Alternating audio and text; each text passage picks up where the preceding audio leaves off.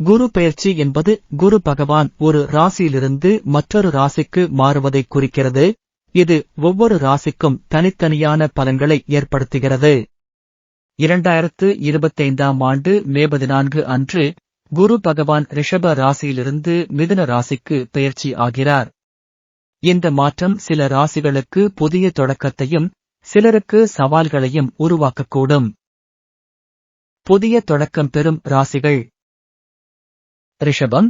குரு பகவான் உங்கள் 2ஆம் வீட்டில் தனஸ்தானம் சஞ்சரிப்பதால் திடீர் பணவரவு, தொழிலில் முன்னேற்றம் மற்றும் குடும்பத்தில் மகிழ்ச்சி கிடைக்கும்.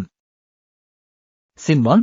குரு பகவான் உங்கள் 11ஆம் வீட்டில் லாபஸ்தானம் சஞ்சரிப்பதால் தொழிலில் அதிக லாபம், வருமான உயர்வு மற்றும் புதிய சொத்து சேர்க்கை போன்ற நன்மைகள் கிடைக்கும். துலாம். குரு பகவான் உங்கள் 9ஆம் வீட்டில் பாக்கியஸ்தானம் சஞ்சரிப்பதால் வேலை மற்றும் வியாபாரத்தில் வெற்றி, மாணவர்களுக்கு கல்வியில் முன்னேற்றம் மற்றும் குடும்பத்தில் சுப நிகழ்வுகள் நடைபெறும். சவால்கள் ஏற்படும் ராசிகள். மிதுனம்.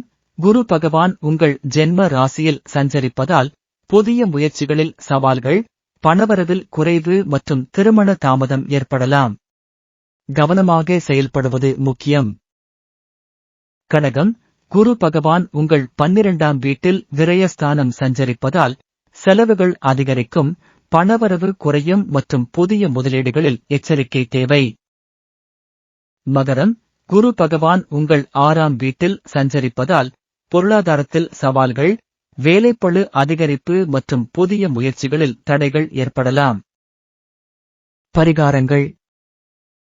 சவால்களை சமாளிக்க குரு பகவானுக்கு நவகிரக ஹோமம் செய்யுதல், குலதெய்வ வழிபாடு மற்றும் தினசரி பிரார்த்தனை மேற்கொள்ளலாம். மேலும் உங்கள் சுய ஜாதகத்தில் தசா புத்தி நிலைமைகளை கருத்தில் கொண்டு அனுபவமான ஜோதிடரின் ஆலோசனையை பெறுவது நல்லது.